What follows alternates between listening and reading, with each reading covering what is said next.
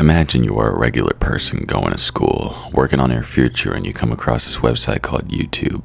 At first you seem very skeptical of the outcome of a long 8 hours of hard work per day of making videos for the world to see. But as you see people online making a living out of it and enjoying their time doing it because interacting with people on the internet who look up to you in some way makes you happy. In any way or the other, something that you can't quite explain forces you to end your whole journey basically in the snap of a finger. How did YouTube affect you in the first place, and what changes after quitting? What kind of new adventure or obstacles are there to go through? What is life like after quickly removing what was your main hobby/job from your way of life, and what kind of mindset do you have after all of that? In this video, we're going to try to explore these questions from the inside and try to analyze the emotion or determination that comes with all of that. I am going to be helped for this video, but for the sake of respecting the person's privacy, I will not be saying who it is. We hope you enjoyed this video. A lot of thought has gone into this. Sit back and relax and explore life after YouTube.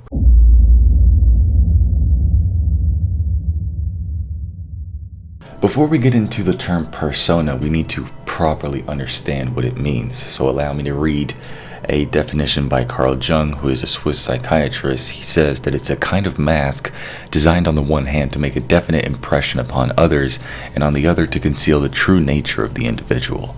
It is apparent that we see this mask among YouTubers who alter their voice or appearance, or let out some emotions that aren't accurate to their true feelings. Often we fall under this misconception that these people are happy because they're supposedly set for life or something like that, because their support system is more significant than others. For example, this is why when a YouTuber tries to open up about their feelings, that becomes the first thing that everybody talks about, because a burnout that often leads to depression is the result of being too involved with their so-called alter ego, which you can be easily trapped in. Something that I've learned and thought about is that humans are not entirely designed from a biological perspective to handle fame, especially online.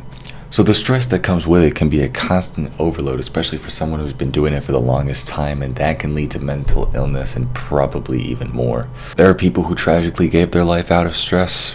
And why is YouTube content creating addictive to some of these people? I digress, but I think it was important to consider that the people that you watch to and look up to online do not keep the same persona forever and are unable to.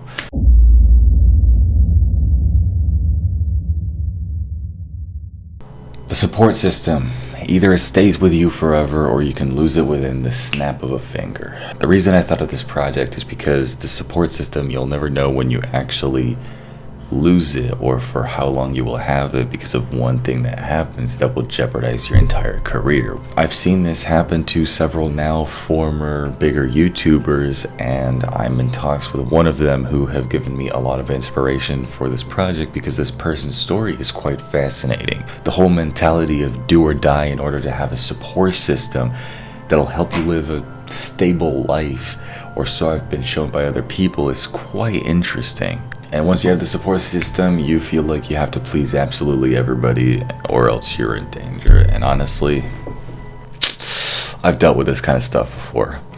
I personally learned from channels such as Charisma on Command or Charisma Matrix that people pleasing is essentially not good. That's why there's a 50-50 of either everything working out or not. It would be a disaster.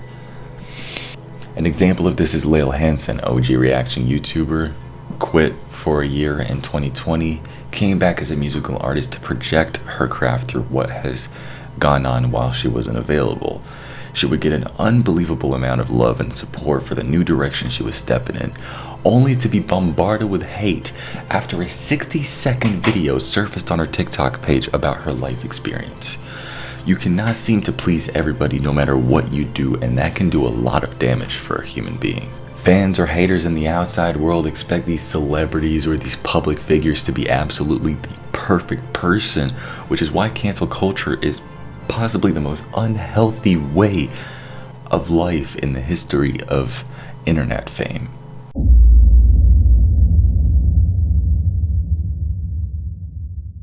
I have let this project stay on my computer completely unattended since November 18th of 2020. We are March 5th, 2022, as of recording this right now.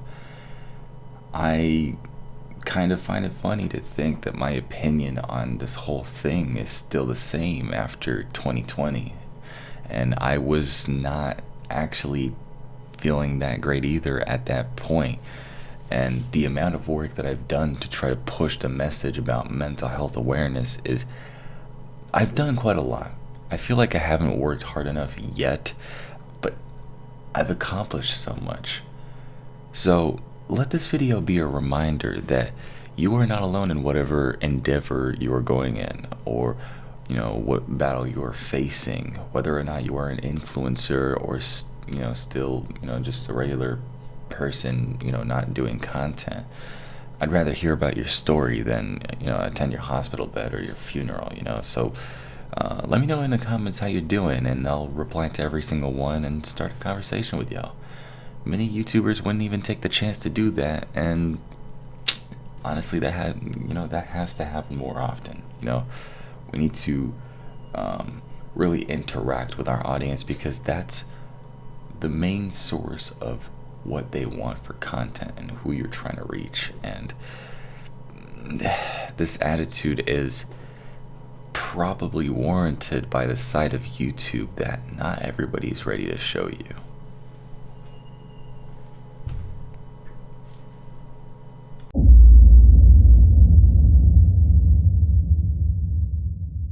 Now, I'm not saying that you shouldn't start a YouTube channel and try to live this dream that you have, but at the same time, I'm not saying that being a YouTuber is all sunshine and rainbows either. You have to think of it this way. Why are these YouTubers relevant, and why are they so influential? YouTubers are here for one thing only: showcase. That's the point of YouTube. It's to broadcast yourself. You're showcasing. To showcase their talent or showcase their bling. Fans will always want more of that showcase, and once the YouTuber runs out of things to showcase, it becomes a huge red alert in their minds. They run out of creativity, motivation, or drive to showcase other objects or lifestyles that they appear to have.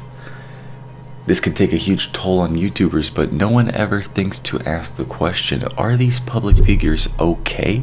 I've dealt with something like this myself as well, so I'm glad that what I'm able to explain to y'all is also something that I could relate to, and it's something that I honestly understand the feeling. But not only that, but the conversations I've had with other fellow YouTubers, they've all been focused on one idea, which is being better than their YouTube friends and them treating everything as competition. I never thought this would be a healthy way of thinking, or wanting to fake it till you make it. Staying genuine without having other entities invade your privacy, and staying transparent with those who've helped you build yourself the way that you are, even if they are other fellow YouTubers. I feel like that is important. We need to stop comparing ourselves to other people, but let each other grow in the way that we would want to. Someone will always be happy about passing me in subscribers and having started at a later date than I have, but my work ethic is clearly not the same. I would rather let out quality over quantity, and I do my research on how to passively grow my YouTube channel, and it's doing okay. Everything I do involves hard work. Nothing is a chore, and I really enjoy doing everything. Even if my mental health hits an all-time low, I know I can focus on myself by doing what I enjoy the most. And I feel like some YouTubers aren't really approaching it that way anymore. It's always competition or disingenuous content, and it's not fair anymore. Collaborating with YouTubers has become a lot more difficult, and that is only due to one thing: jealousy. I wonder why people have this mentality, but I don't let it get the best of me. But the best thing for me to do is to document this and address it to the people that stick up for me, and address it to the people that watch me, and potentially a new audience. But I need to ask you guys this question: like, are you guys seeing what I'm seeing, or am I seeing this in a completely different perspective? What do you think? Let me know in the comments down below.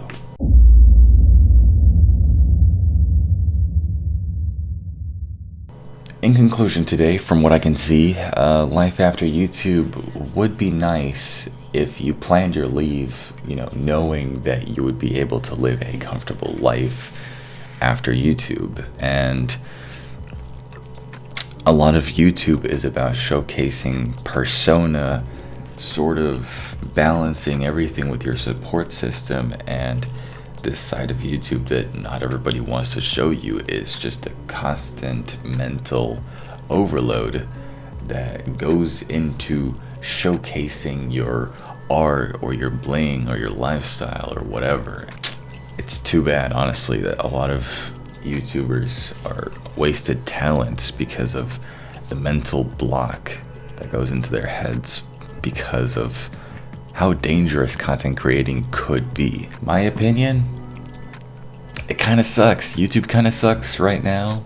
However, it's what I love doing. It's what I've been enjoying doing for the past 10 plus years. So yeah, I want to thank you guys so much for watching my video. You guys are freaking amazing. I've had a lot of fun with this project, and I hope I can finally put it to a close, because I'm gonna have to edit it and really make sure that it's something nice and cool for the eyes for y'all. But thank you guys so much for watching. Bless up and stay hype. Subscribe, and let me know if you guys want me to do another one of these. Peace.